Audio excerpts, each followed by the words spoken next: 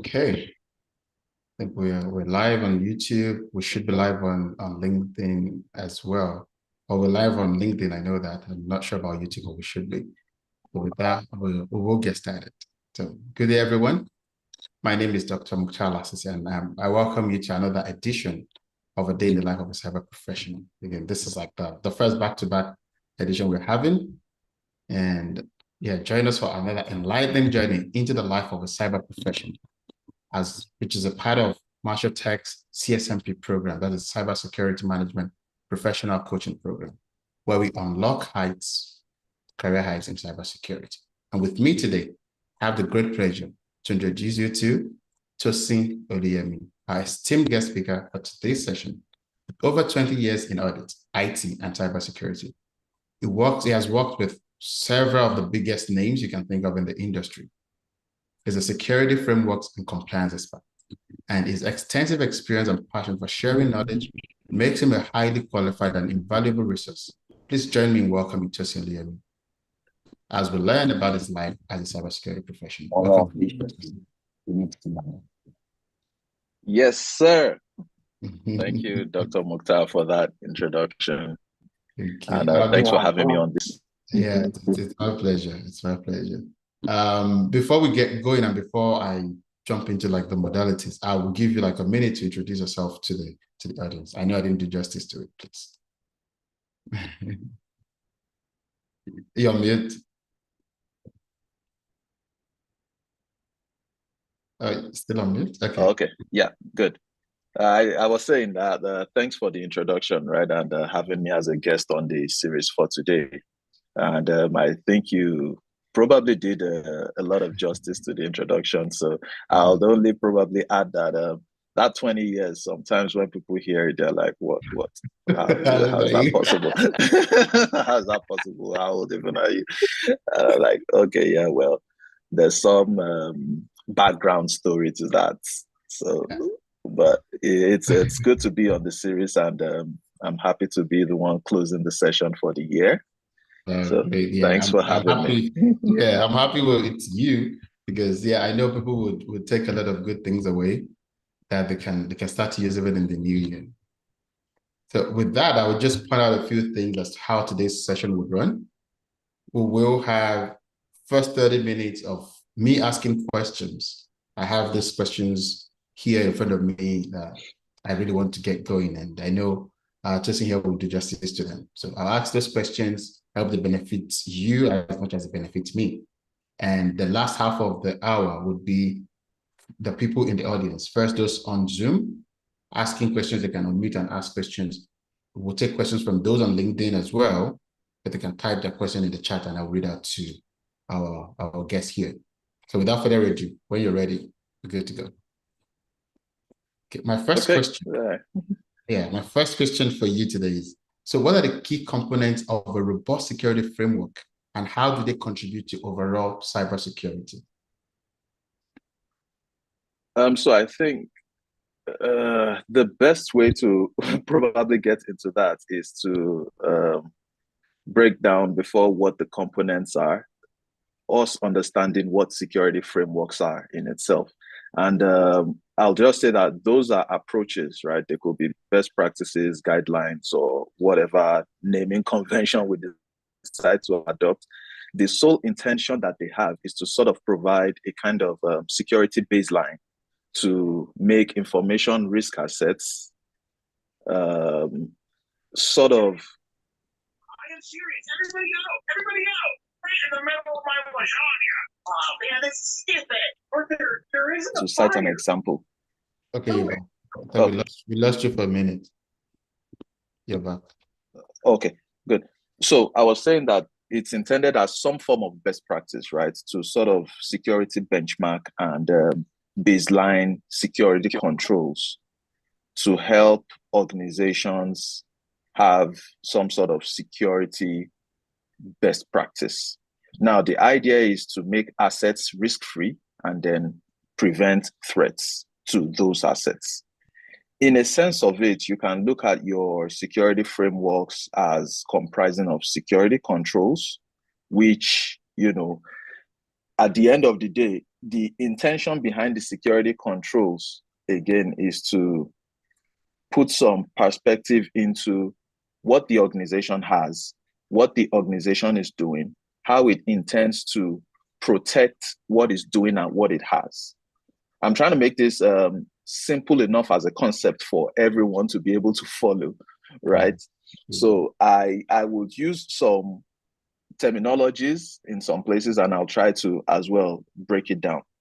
Mm-hmm. Now, when we look at those controls that I mentioned, what exactly makes it robust is the level of details that an organization puts into its implementation, and also the maturity level of those controls in itself. Now, the capability maturity model, right, sort of helps organizations to be able to benchmark and know where they are within their security controls process. And I'll cite a relatable example for that. If you have a toddler, toddlers grow to infant and then grow to adolescent and then grow to youth and then become an adult. So there are different stages to it. At the point where they become an adult, it's almost like a full point of maturity. So that's just the same way that security controls are. And that's what I was referring to when I was talking about the CMMI, the capability maturity model. So with frameworks in itself, frameworks do have some sort of components, right? There's the control frameworks, there's the program frameworks, there's the risk framework. All of these together make up your robust security framework because they can't exist without the other. They are all intertwined. With the risk framework, of course, that is just to identify your assets, prioritize the risks, and then your likelihood, all of those. The program frameworks in itself is more or less like what the organization looks at on an overview. So a sort of governance in some way. Then your control frameworks are the implementations in itself. So if I was going to implement an access control, that will be a control framework. Absolutely. Right. So those are those little components. Now, in a holistic view, when you now go further, your question, I think, was around what makes it robust, the key components, right? Absolutely. Yeah. So those key components now would sort of be, I mentioned access control already. You can look at something like data protection, right? Of course, every organization has data, lives on data. The proper way you are able to protect that data, of course, the longer your organization will most likely be in business and not incur some regulatory fines on some contractions, right? The other components is probably asset management. You need to be able to manage your assets properly. Of course, if that is mismanaged, an organization most likely goes into extinction. And that's asset range is wide, from funding to human capital to process and systems and technology and all of that. Something else is probably your security policies and procedures. And this is probably the most important of it, if I can say that, because without you having those security policies and procedures at a high level, every other component is most likely irrelevant. Because every other component sort of falls under that guidance of the security policies and procedures. So if you take an awareness and training as a control, for instance, your security policy and procedures would address how you conduct those awareness, who is supposed to be the target audience, and things like that. Another key one would be your risk management. All security frameworks, if not, well, all I would say, and I stand to be corrected, all of them have components that is risk management as an integral part. Absolutely. So with that risk? Oh yes, of course. You wouldn't have your security without the fun risk parts. Yeah. So to put into conclusion, there are loads and loads of security frameworks that are usually adopted by different organizations depending on their industry, their regulatory compliance need, and then their maturity level.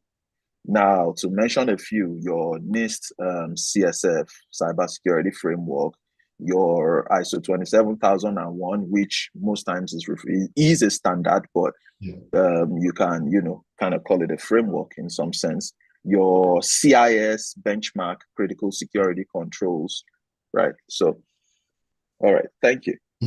Thank you for that. And that was, I'll take detailed, very detailed. And it's interesting as you're mentioning the components that when you look at our program curriculum, interestingly enough, it is that, what I say to people is security is done in programs. And sometimes they look at me and say, is it because you have a project management background? I say, no, security is done in programs. And exactly what you said, asset management comes first, because if you don't know what you have, how can you protect it? And then you want to know what risk you're exposed to before you can start thinking. You can't just pick controls from thin air, like you said. You need to know what risk goes with that you are, of course, you are mitigating or you're treating before you can start to talk about controls. Absolutely, I agree with you 100%. And I guess if you've done this for a while, anyone that has done this at all would know that what you're saying is absolute truth. So thank you for sharing that. I guess that takes me to the next question that I want to learn more about, and I want our audience to benefit from, which is for those new to security that are just learning this or even just thinking of getting into it. What advice do you have for them to navigate security frameworks and compliance requirements, which can be different?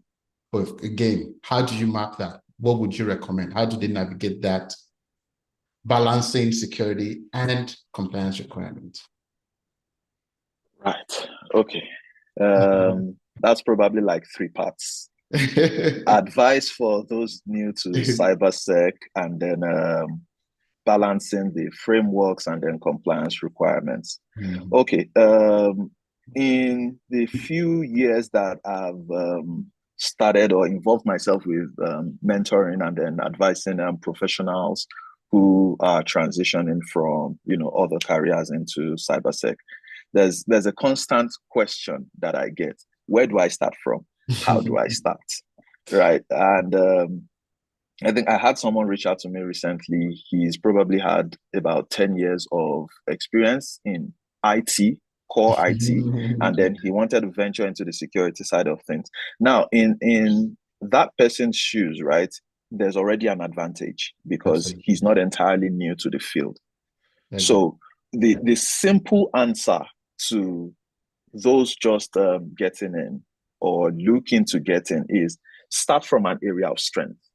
There's always a transferable skill, right? Or cross-pollination of idea where whatever you were doing before, if you can tie it into cybersecurity within a domain in cybersecurity, start from there. And digging in from the fundamentals for those who are entirely new, who have no idea what it is. Fundamentals is one of the most important things, right? Create a roadmap. A roadmap helps you to be able to plan.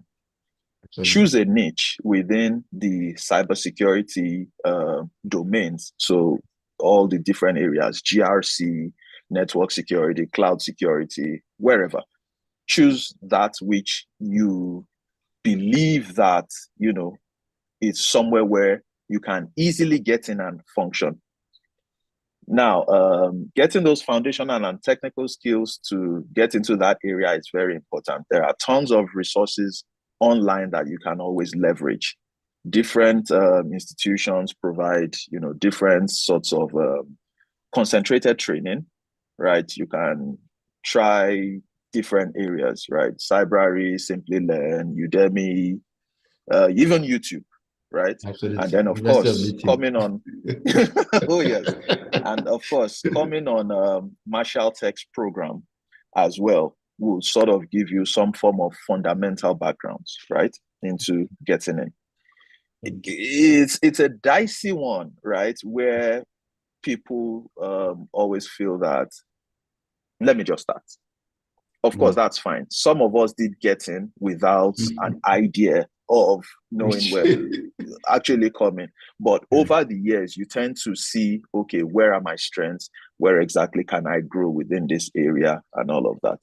Then how do you balance that, the frameworks and the compliance? If you're just getting in, frameworks are really interesting, right? Because it's frameworks are not technical in the sense of it. You know, they are more like proses, and then you get to read it. Now, when you go into that, you then go into the technical parts.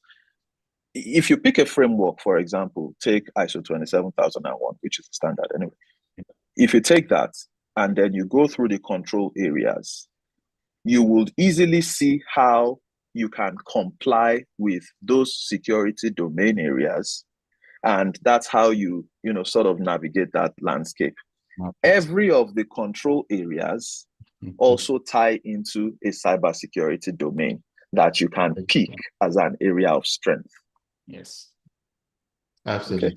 Yeah, thank you for that. I like that. So it's about mapping. One thing I say to people in our program, the ones I coach, I tell them, say, take a framework, make it your Bible. That might be all you will need to survive in this space, because all the controls are very similar and you can apply them to any framework, to any compliance requirement, really, because you can mark them easily. And one exercise that people go through is really controls mapping. Mark them. You're mapping NIST to ISO, you're mapping ISO to CIS, you're then mapping them to GDPR requirements, to PCI DSS requirements, and that's it. So take one framework and make it your Bible. Is what I usually recommend. If I can just quickly add something. Yes. I think certifications, right? I just thought, let me mention something about certifications. Yes. Certifications in itself don't necessarily prove, that you are a security professional. Absolutely. On the flip side, you always need it because it gives you a foot in the door. When you get into the door, then you now have to prove what you exactly do know. So what I would advise for newcomers to cybersec is that pick certifications as a roadmap. So you should sort of have a certification roadmap. Know what certifications apply for beginners and entry level. Know those which are intermediate, and then know those which are for experts. I've seen where people want to take the CISSP first, and they're just getting in. And yeah, well, that being the granddaddy in quotes of cybersecurity certification, I always have a different opinion. I'm like, okay, you need a lot of fundamentals for you to even be able to write that particular certification. So it's most likely like setting yourself up for failure. Okay. Interestingly enough, people pass it in different ways today. So oh yes, well, in different ways, in quotes. But I would not recommend any way other than you studying for it, really. But it's that I like what you said. That is an experience-based certification. It requires a lot of, you having done it, first-hand experience to know what goes into it. And same goes for, say, the CISN, the CISC, right? Because it requires 5 years of work experience. Thank you for sharing that. Because of time, let's just jump into the next question, which is, so how do you approach balancing security measures? And you started talking about it with business objectives, especially, of course, in the kind of dynamic industries you've worked in. Okay. So one thing to note is that security in itself is an enabler of business. Yeah. Now, over my experience in a lot of organizations, people find security as some sort of enemy. In quotes, to use that word. And I'm always like, that's not the perspective, right? So it's on paper, it's easy to balance, but in reality, you need to, find somewhere as a middle ground. And the few ways to do that is to let the business know that, okay, we are enablers, right? We are not intending to make your life harder than it should be. Although the security function is usually seen as a cost center, where revenue and every other person is seen as the one bringing in the money. But when you're bringing in the money and your security controls are lax, then you can as well just be losing that money, right? So so again, do a business impact analysis of security controls, know where it would adversely impact the business, and then know how to sort of improve on that. Within some business sectors, it's always harder because of the type of regulations that they need to comply to. But then again, finding a balance is the key to that. In terms of technical investments, purchasing the technological systems should be focused on scalability, right? Such that you're not necessarily interfering with the business function each time changes need to be made. So the business environment, of course, is fluid. So the technological systems that will be implemented needs to have some sort of adaptability as well. And then I'll just close that with employee education and awareness, right, around security best practices. As a first line of defense, your employees are probably the most important part within the people process. Finish that thought, because that's you answering my question. So finish that thought. I will just let you do that, because then I will just ask 4 and 6. Okay. So as I was saying, the human resource function is probably like the most important within the people process and systems chain. Without them functioning properly, every other thing that you invest in would most likely go down the drain, because think of a scenario where you invest in most expensive technology, your email infrastructure, all of your firewalls and everything, and someone just sends something little as a phishing link or a phishing email, and from there on, everything just goes, into whirlwind. That's actually, I like that. Like, at the end of it, you can have everything in place. If your people are not aware, then you can as well just pack up and go home. There's nothing. You'll be breached. You can't help it. But let me just ask this question. I know we're running out of time. Ask this question, number 4, then I'll ask number 6. So can you tell us, and you did at the start, I think, the role of risk assessment? Because people wonder, why can't you just implement things? Why do we need a risk assessment? The risk assessment in developing effective security frameworks, and if there's any best practice you can recommend. Okay.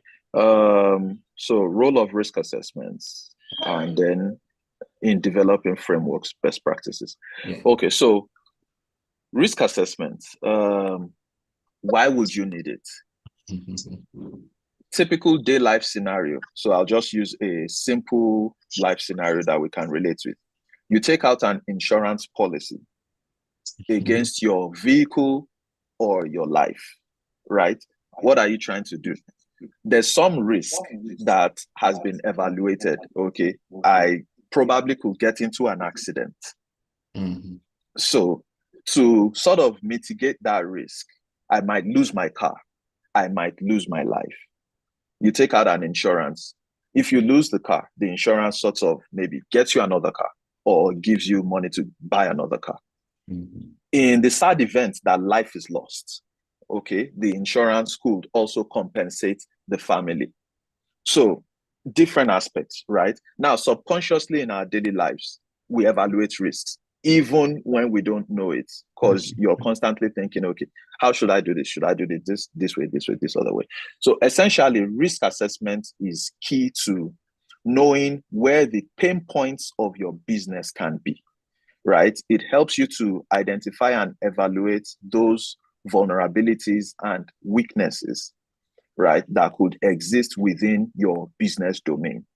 Now, the goal is to identify what could go wrong scenario and then put into place mitigants to sort of reduce the impact that you would have if that risk were to crystallize.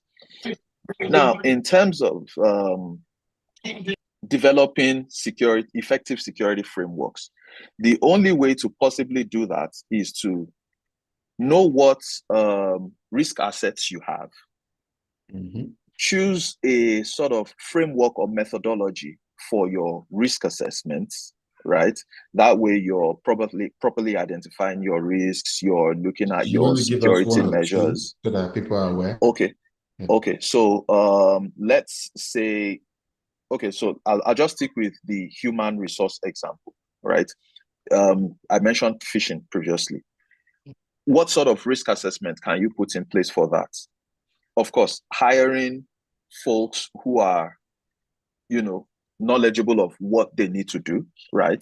Now, in the case where that is not the scenario, training them on the job. So providing security awareness and trainings for them to know the risk that applies to their job, and then how to mitigate it, how to cite red flags, how to call it out, how to report it, and all of that are the control measures that you would put in place around that human capital risk. Okay, and then just a quick yeah. question. So, do you want, because you mentioned choosing a framework for risk assessment, do you want to give one example or two examples of frameworks that people can use? Oh yes, of course. That was what I was just going to get right into. Yeah, so there's the NIST RMF.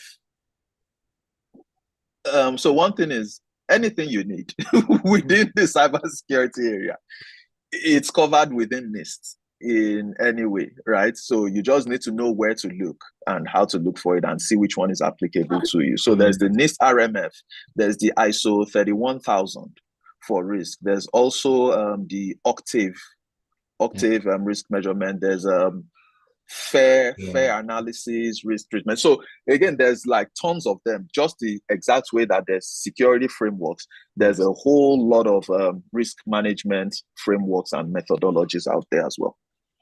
Thank you for that. And just so you know, ultimately, no matter the framework you choose, just like the cybersecurity framework, they're all looking at the same thing. They're all looking for the same thing. What can go wrong? If it goes wrong, what would be the impact? And how can we mitigate it? How can we mitigate the risk so it doesn't go wrong, or we reduce the impact if it goes wrong? Ultimately, that's what they all do. So it doesn't matter which framework you choose. Thank you so much, Tosin, for sharing that. So my last question before I pass it to the audience, we have a lot of people in the audience. I'm sure they have questions. Is how would you, okay, what are your thoughts on is security, is compliance security? Is compliance security? Look at it in two ways. There are two different things, right? In itself, compliance isn't security, right? Because I can comply just for compliance sake. Absolutely. And I don't necessarily have all of the controls that need me to have an effective security controls in place, right? On the other hand, compliance can help you to increase or improve on your security posture if it is implemented properly with details.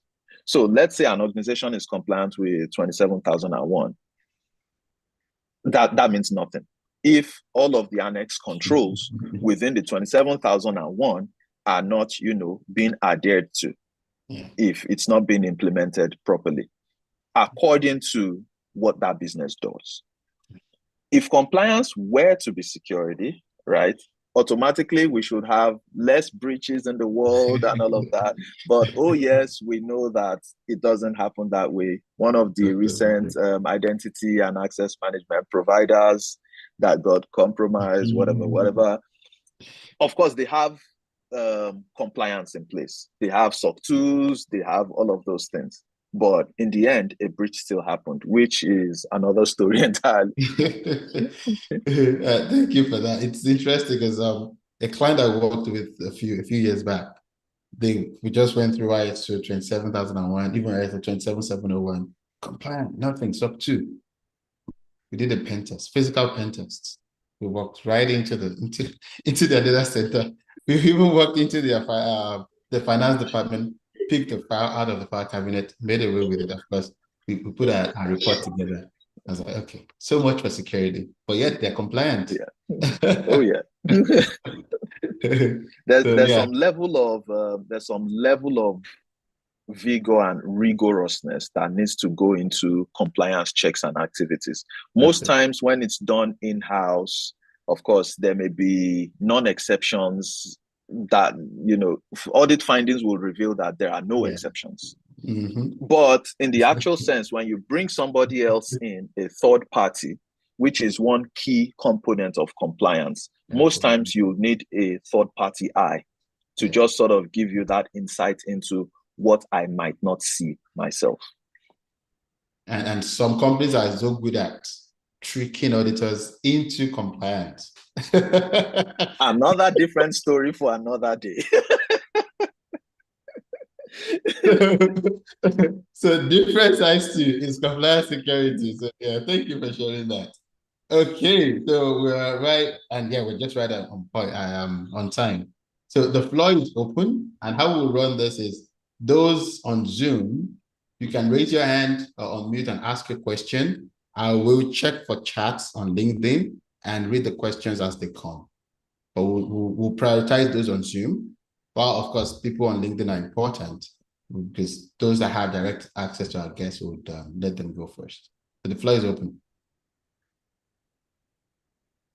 We have a lot of people in the chats on Zoom. Don't tell me you don't have questions. Let's go.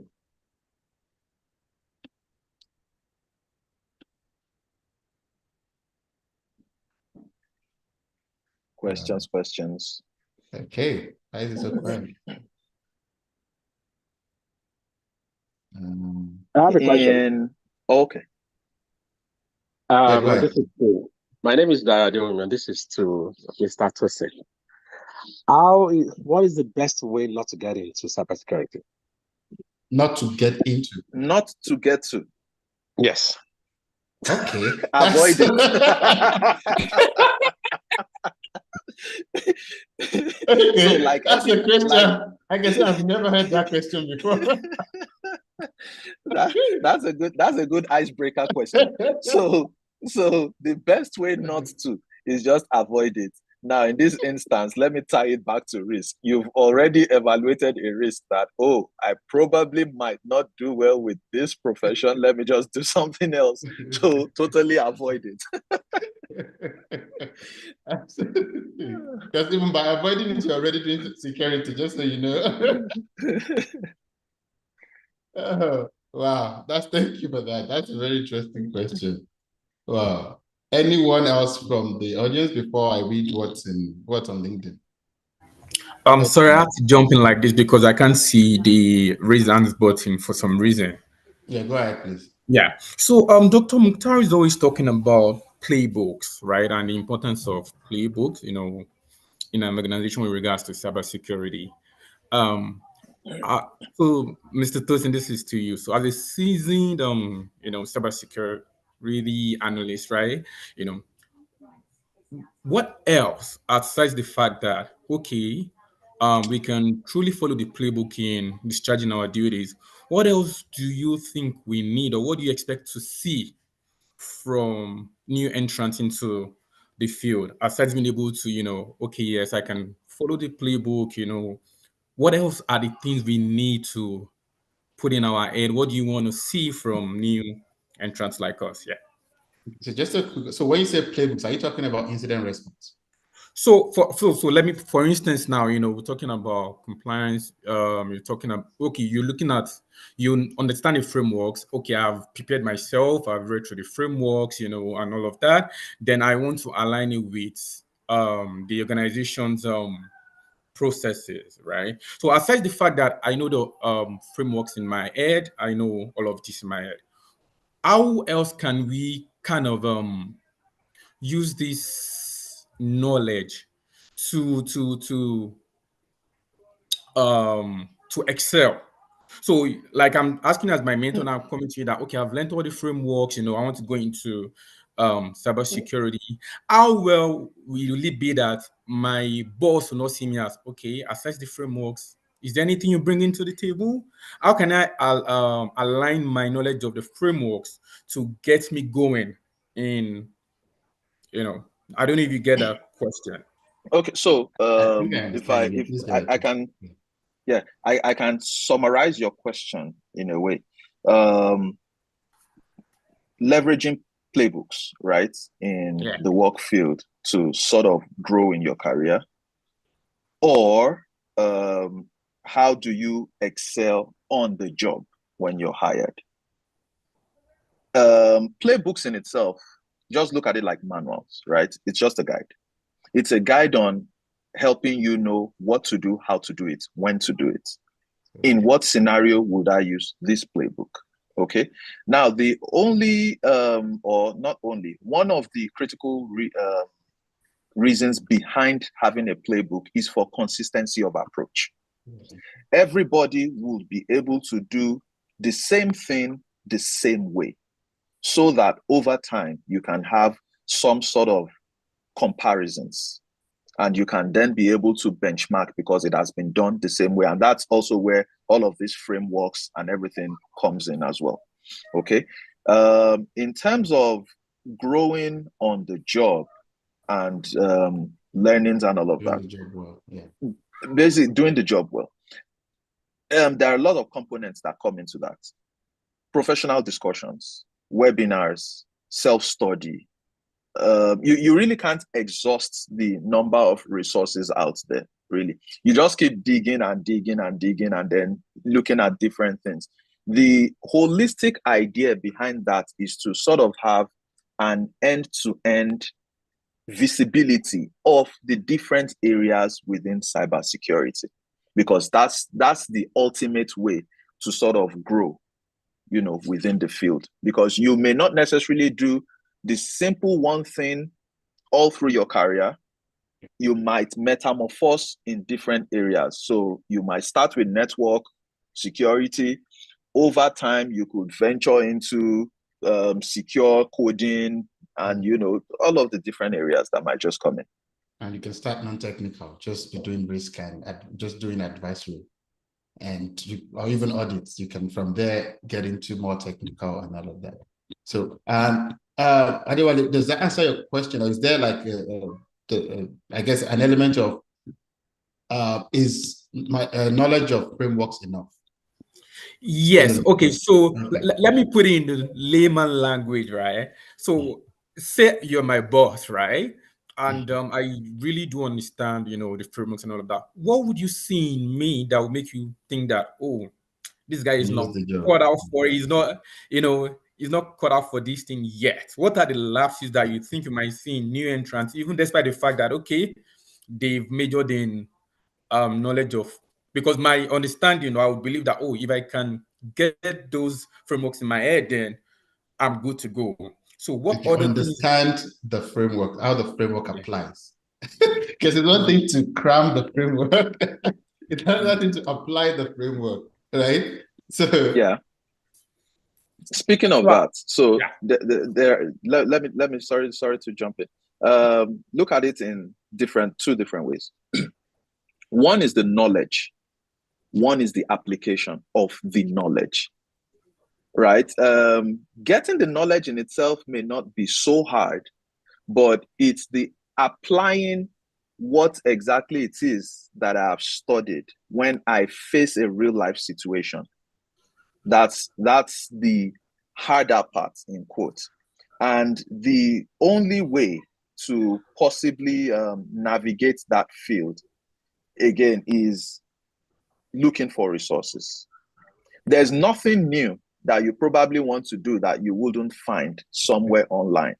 Knowing how to find it and how to adapt it to your own peculiar situation of what you are intending to solve is critical.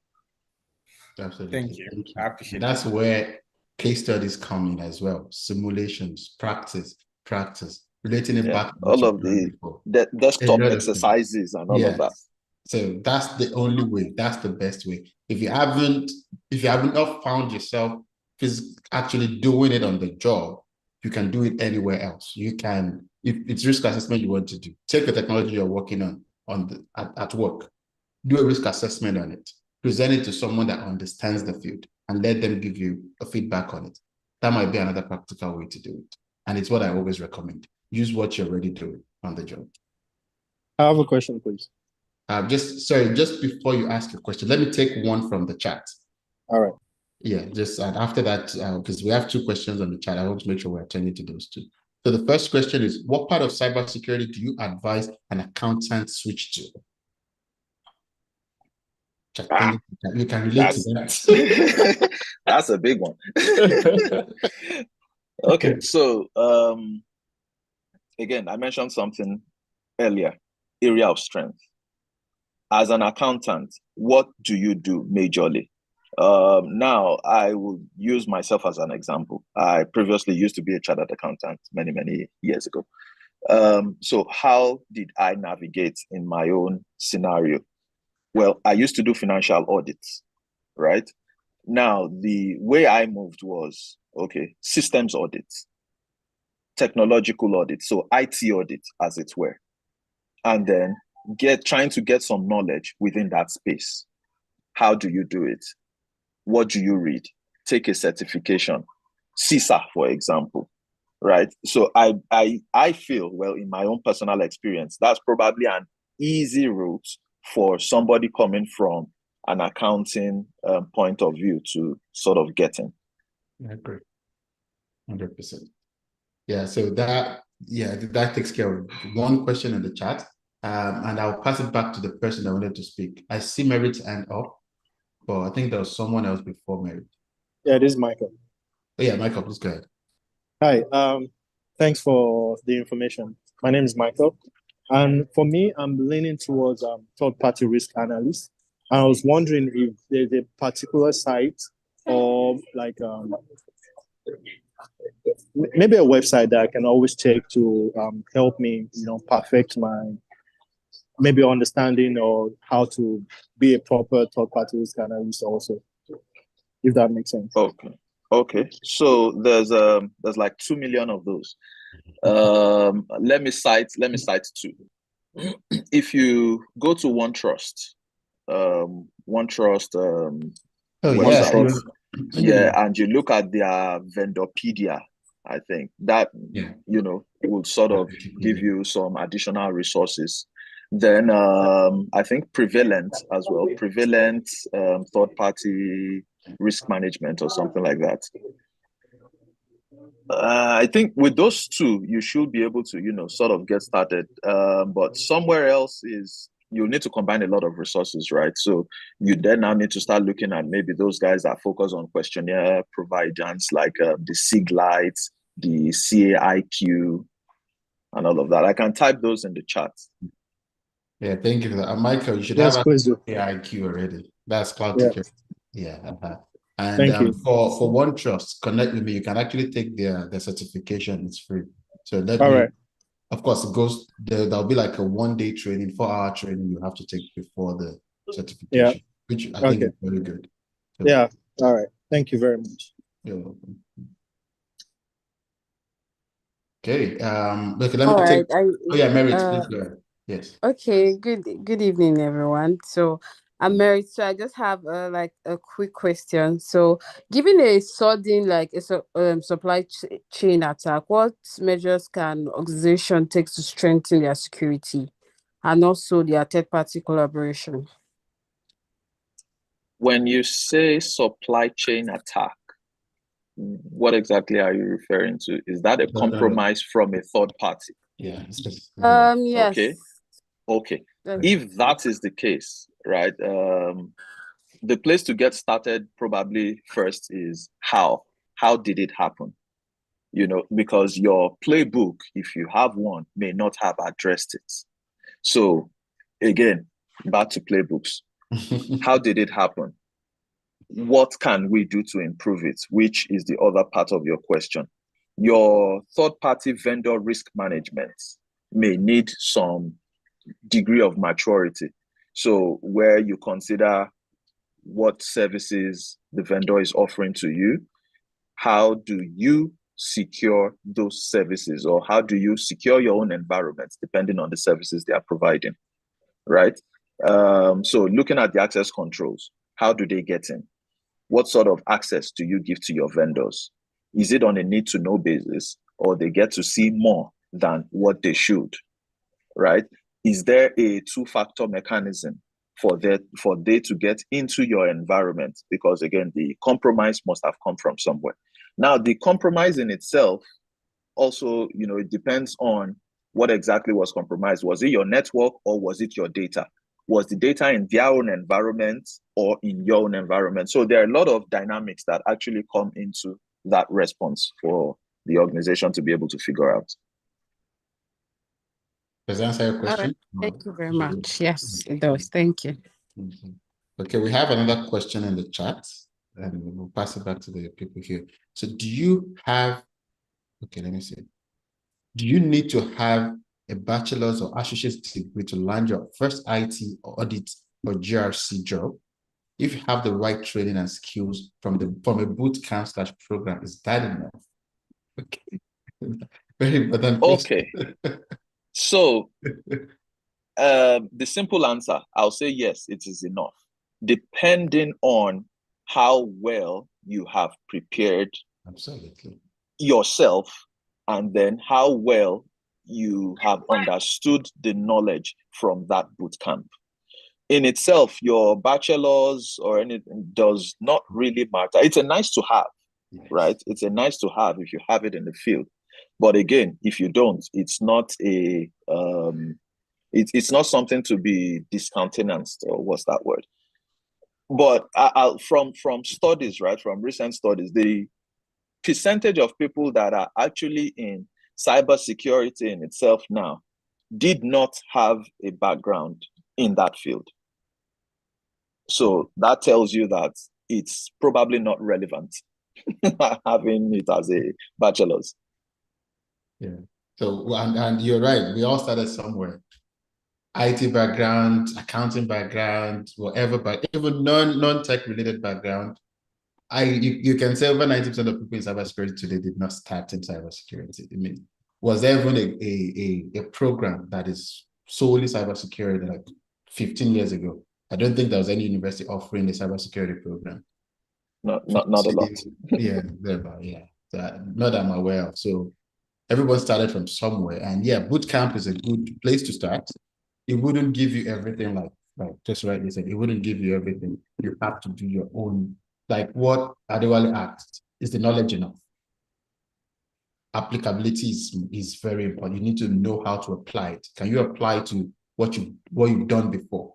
Can you apply it to what you're doing right now? Is there a way to find? And that's why you have to go with your area of strength first. Exactly what Tosin said before. Focus on your where you're coming from. How can you leverage what you had to get what you're looking for, or what you have to get what you're looking for? That's key. Okay, so these are the questions in the chat. Any other question from the audience? Surprised I'm not seeing hands up. What's going on? Are we already? Are we ready for? We're ready on holiday. What's going on? Holiday mode is activated. I've seen someone in the audience that has worked on compliance where I was thinking she would ask questions. Hi, Coach. Yeah, please go ahead. Yeah, so my own question is all about, yeah, we know about some of these things. On knowing them is not even enough, but I think the major thing is the application. And sometimes it's really, really challenging applying some of these things, in the real life. So like, because even some of the certifications we take, sometimes we take certification. If they call you the next time to come and do something and you don't forget that you're only doing it just to get certifications. I'm talking about myself though, but I don't know about others, but I know majority of people I come across, sometimes we take certification just to boost our CV. So what would you advise like in terms of okay, we talk about risk management, you look at vulnerability management, you talk about threat assessment and a lot of other stuff. So knowing this thing is good, but the application sometimes, being a newbie in the field, sometimes I get scared that is this something I'll be able to do, or is this something that's, like it's some of those terms, like they feel like they are big words or they are something so big that, once you get there, you might. So what is your advice for me as a newbie in the field? Like, okay, these are the things you can do to get yourself well situated, to get yourself prepared for your first job and, in the field there. Thank you. Thank you for that. And that's I don't want to guess because you can't see any. So, there are, you know, in real life work environment, there's a place for discussions within the business, right? Now, don't forget that I mentioned security as an enabler. Now, whatever function that you find yourself within an organization as a cybersecurity professional, you are an enabler, right? And you necessarily wouldn't be able to perform your task effectively without you having discussions with the other side of the business. So let's take an example. You mentioned threat risk assessment, right? If I were to do that, what exactly do I want to assess? Now I have the knowledge of what to do, but how do you go about it? You can't do it in isolation without talking to the guys who are in the business. So let me use an example. They are trying to get an application, a new application for the organization, and you've been tasked with doing that risk assessment. What do you do? First, what application is it? Who wants to use it? Those basic questions gets you started. Who wants to use it? What do they want to use it for? How would it be implemented? Where would it be implemented? As basic as those questions are, the responses that you would get will sort of set you on the right path. Then from those responses, you can then now start to assess the risks that are involved in those implementations. Okay, so let's say they are implementing something for members of staff. Okay, those members of staff, how will they access it? On their own personal devices or on the organization's devices? So if they are assessing it on the organization's devices, of course, there might be lesser risk. If they'll be doing it on their own personal devices, then you have privacy issues coming up. You have other issues coming up with the security state of the data and then of their own personal devices in itself. If their devices get lost, what happens to the company's data that is on those devices? So those are just ways that, you start to answer those questions and then get yourself started with the risk assessment. So it's basically just discussions. Most of the time. Yeah, thank you for that. And I hope that helps. I think I know the person that asked that question. We had this conversation a few days ago too. I hope that helps. And you can see that because pretty much like about 3-4 people have said the same thing now. That's how it's done. I know you're feeling like, oh, maybe it's bigger than that on the job. It's not. And I know you have a technical background. And again, it goes back to what I said. Pick the technology that you're already familiar with. You know what it is used for, you know how it is used, and do a risk assessment on it, just based on the knowledge you have. I think that would be a good starting point if you're exercising any fears. There's a question in the chat. Okay, I guess this is for me. When is the training starting and any Black Friday discounts? Okay, what I would recommend, I will put a link to where you can book a discovery call in the chat, and we can discuss further. Or you can just check my profile on LinkedIn and book a call with me directly. So that would be. So just put that in the chat. I think there's another question as well that just popped up. Yeah, so that's on Zoom, right? Yes. Okay. Let me read that. And yes, you might probably be the best person to answer that. Okay, let me see. How can organizations effectively integrate threat intelligence into their cybersecurity strategy? And what benefits does a threat intelligence-driven approach offer? Okay, let me ask the person. Who is this question directed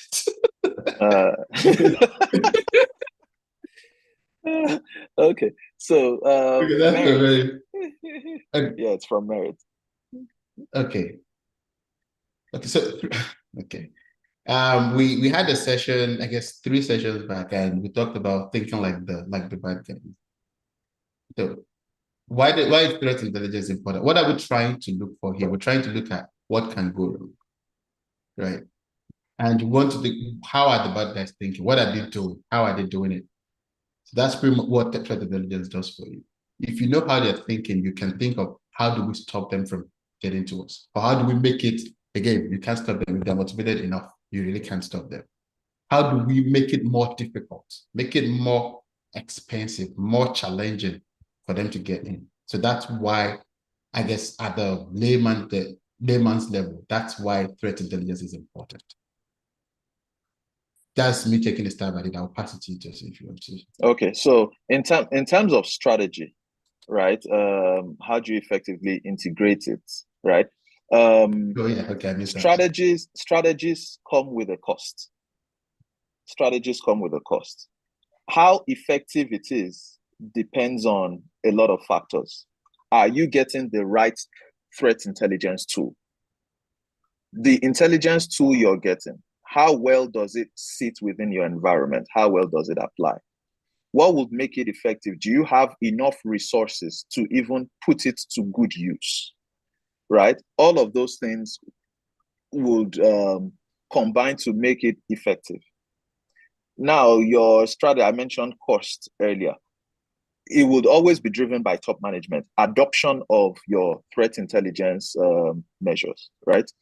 Now, what benefits does it offer to you as an organization? You can foresee, you can see what is going on to, let's say, your peers within the industry. So every other IAM provider, for instance, has also started tightening, their shoes and boots just because of what happened to a compatriot of them. That's what threat intelligence does for you as an organization. Thank you for that. Does that answer your question, Merit? And Yeah, thank you. you're welcome. Sorry, and I'm seeing other things on LinkedIn. So Jason Olsen says, what training program do you recommend to break into GRC with no prior experience? Okay, I think I know where that question is coming from because ours is more geared towards people with tech, audit, or compliance background. So, okay, with no prior experience, pretty simple fundamentals. There's a lot of certifications that are geared towards that. So I think CGRC or something like that, or yes. CC now from ISC squared. Yes. There's CSX fundamentals, I think, from ISACA. There's the Security Plus, right? So there's a lot of entry point certifications that sorts of gets you those foundational knowledge to get started. Yeah, thank you. And of course that one is sold out. We're having a free CC training starting in 2 weeks, actually, from the 18th to the 22nd. It's sold out, so it's free for now. It's sold out in 2 hours. I would have said you should join that one. So, but yeah, CC is a good starting point that gives you the fundamental knowledge that you need. Then based on that, you choose which area fits you best. So, a follow-up question, I guess. How is the stress and work-life balance in GRC compared to technical cybersecurity analyst/SOC roles?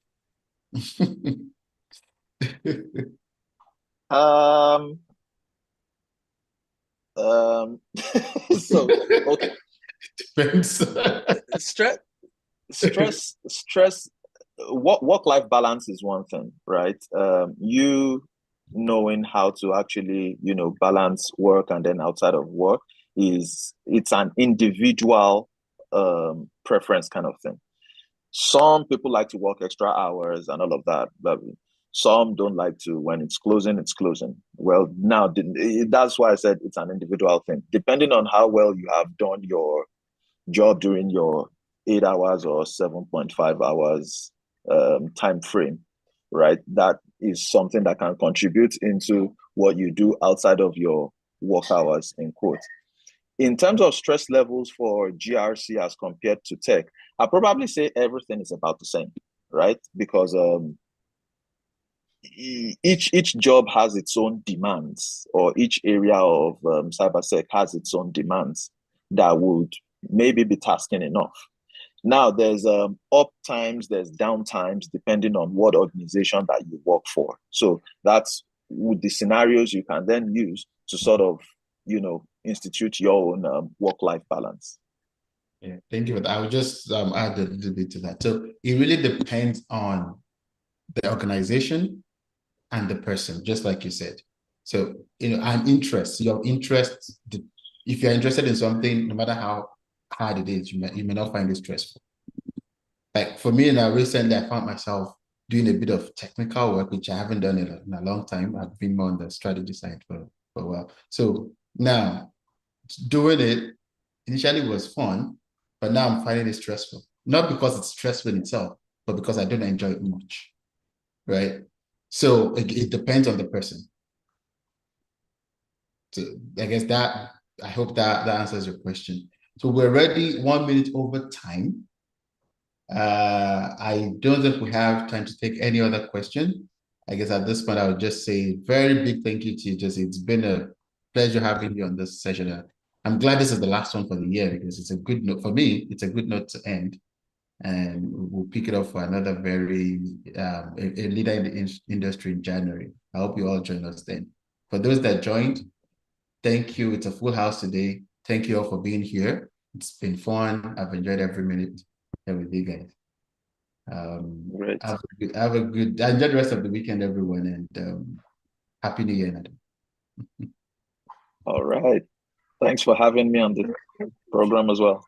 Yeah, it's been a pleasure. Thank you. Thank you. Bye.